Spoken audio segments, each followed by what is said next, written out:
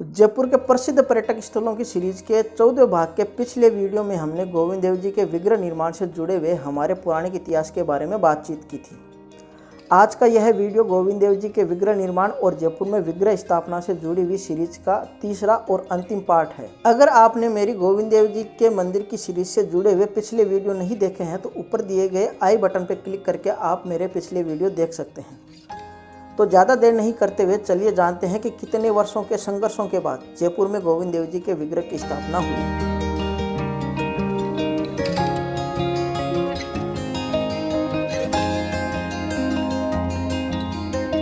नमस्कार दोस्तों, मेरा नाम है योगेश और आप देख रहे हैं मेरा यूट्यूब चैनल राइडिंग हिस्ट्री। दोस्तों, मैं अपने इस यूट्यूब चैनल पर भारत के प्रसिद्ध पर्यटक स्थलों की जानकारी ऐतिहासिक तथ्यों के साथ देता रहता हूँ। तो अगर आप मेरे इस चैनल पर पहली बार आए हैं तो आप मेरे इस यूट्यूब चैनल को सब्सक्राइब करना न भूलें और इस वीडियो से जुड़े हुए आपके विचार मुझे नीचे कमेंट बॉक्स में लिखकर ज़रूर बताएं।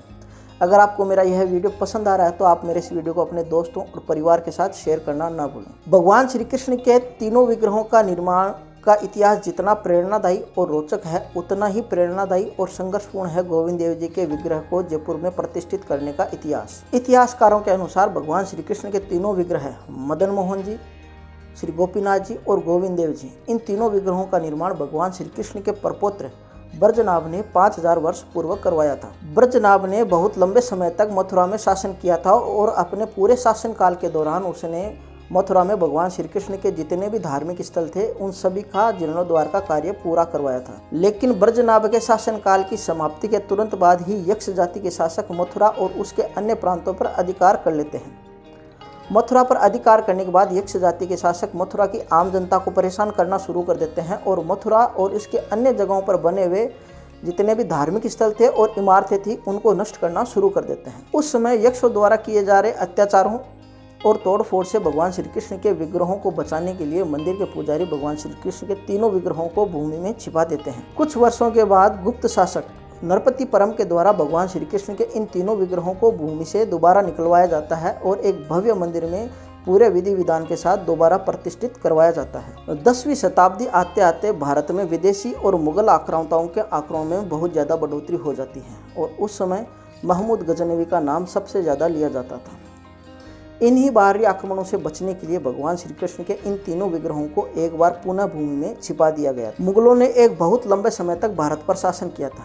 इसी वजह से भगवान श्री कृष्ण के इन तीनों विग्रहों को मथुरा के पुजारियों और श्रद्धालुओं द्वारा भुला दिया गया था। 600 वर्षों के लंबे अंतराल के बाद 16वीं शताब्दी में भगवान श्री कृष्ण के परम भक्त चैतन्य महाप्रभु ने अपने 2 शिष्यों श्री रूप गोस्वामी जी और सनातन गोस्वामी जी को मथुरा और वृंदावन के आसपास के क्षेत्रों में भगवान श्री कृष्ण के लीला स्थलों की खोज करने की जिम्मेदारी सौंपी थी। रूप गोस्वामी जी और सनातन गोस्वामी जी कुछ समय तक भगवान श्री कृष्ण के लीला स्थलों को मथुरा और उसके आसपास के क्षेत्रों में ढूंढते रहे और साथ में ही इन सभी लीला स्थलों की जानकारी भी इकट्ठा करते रहे। ऐसा माना जाता है कि भगवान श्री गोविंद देव जी ने रूप गोस्वामी जी को एक बार सपने में दर्शन दिए और वृंदावन के पास स्थित गोमा टीले पर अपने विग्रह को ढूंढने के निर्देश दिए थे। भगवान श्री गोविंद देव जी के द्वारा दिए गए निर्देशों के अनुसार रूप गोस्वामी जी ने कई सदियों से भूमि में दबे हुए भगवान के विग्रह को खोजकर एक साधारण सी कुटिया में भगवान श्री गोविंद देव जी के विग्रह की दोबारा से प्राण प्रतिष्ठा की। गोविंद देव जी के विग्रह की प्राण प्रतिष्ठा की सूचना जब जयपुर के महाराजा सवाई मानसिंह को मिली तब उन्होंने वृंदावन आकर श्री गोविंद देव जी के विग्रह की पूजा अर्चना की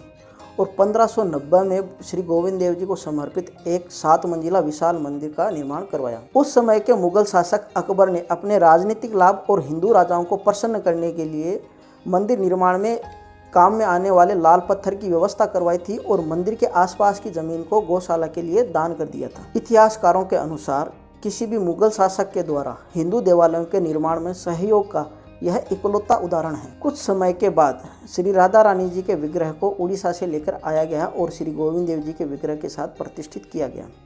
अब इधर अकबर के शासनकाल की समाप्ति हो चुकी थी और भारत की सत्ता मुगल आक्रांता औरंगजेब के हाथ में आ गई थी। भारत के अधिकांश क्षेत्र पर कब्जा करने के बाद औरंगजेब ने तुरंत प्रभाव से यह आदेश दिए कि जितने भी हिंदू धार्मिक स्थल थे उन सभी को तोड़ दिया जाए और उनको मिलने वाली सभी तरह की सुविधाओं को तुरंत प्रभाव से बंद कर दिया जाए। मथुरा और वृंदावन के हिंदू धार्मिक स्थल भी औरंगजेब के इन तानाशाही आदेशों से अछूते नहीं रहे थे।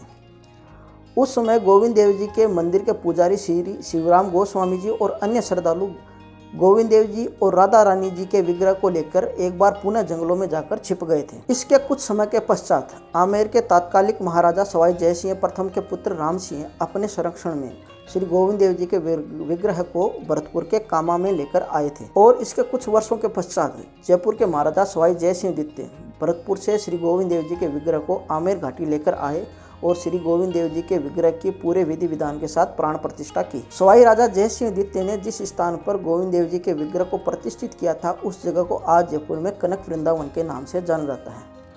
जयपुर का प्राचीन गोविंद देव जी का मंदिर आज भी कनक वृंदावन में स्थित है। एक कथा के अनुसार जयपुर के संस्थापक राजा सवाई जय सिंह को श्री गोविंद देव जी एक बार सपने में यह निर्देश देते हैं कि उनके विग्रह को कनक वृंदावन से स्थानांतरित करके जयपुर के चंद्रमहल के पास विराजमान किया जाए। उस सपने के तुरंत बाद जयपुर के राजा सवाई जय सिंह चंद्रमहल के पास स्थित जय निवास के अहाते में श्री गोविंद देव जी के मंदिर का निर्माण कार्य शुरू करवाते हैं। गोविंद देव जी के मंदिर का निर्माण कार्य 1735 में पूरा होता है और इस मंदिर का निर्माण इस प्रकार करवाया गया है कि चंद्रमहल में महाराजा के शयन कक्ष से भगवान श्री गोविंद देव जी के सीधे दर्शन किए जा सकते हैं। मंदिर में भगवान श्री गोविंद देव जी के विग्रह के समीप चैतन्य महाप्रभु गौर गोविंद की लघु प्रतिमा भी स्थापित की गई है। राधा रानी जी और गोविंद देव जी के विग्रह के दोनों तरफ दो सखियों की प्रतिमाएं भी स्थापित की हुई। राधा रानी के पास खड़ी प्रतिमा का नाम विशाखा सखी है, जिसका निर्माण महाराजा सवाई जय सिंह ने राधा रानी जी की सेवा करने के लिए करवाया था। और दूसरी सखी का नाम ललिता सखी है, जिसका निर्माण जयपुर के महाराजा सवाई प्रताप सिंह ने करवाया था। ललिता सखी की प्रतिमा से जुड़ी हुई एक बहुत सुंदर कथा है। ललिता नाम की सेविका भगवान श्री गोविंद देव जी की पान सेवा बड़े भक्तिभाव से किया करती थी, जिससे प्रसन्न होकर तत्कालिक महाराजा सवाई प्रताप सिंह ने ललिता सखी की प्रतिमा को गोविंद देव जी के विग्रह के पास स्थापित करवाया था। तो यह था गोविंद देव जी के विग्रह का जयपुर में स्थापना से जुड़ा हुआ हमारा इतिहास। आशा है कि गोविंद देव जी के विग्रह निर्माण और जयपुर में स्थापना से जुड़ी हुई यह सीरीज आपको जरूर पसंद आई होगी। जयपुर के सभी पर्यटक स्थलों की ऐतिहासिक जानकारी जानने के लिए जुड़े रहिए मेरे YouTube चैनल राइडिंग हिस्ट्री से। अगर आप मेरे इस वीडियो में यहाँ तक पहुँच गए हैं तो आप सभी से एक छोटा सा निवेदन है कि आप इस वीडियो से जुड़े हुए आपके विचार मेरे साथ जरूर साझा करें। अगर आपको मेरे इस वीडियो में कोई कमी दिखती है या कोई जानकारी गलत लगती है तो भी आप मुझे नीचे कमेंट बॉक्स में लिखकर ज़रूर बताएं। मैं यात्रा से संबंधित जानकारी मेरे YouTube चैनल पर डालता रहता हूँ।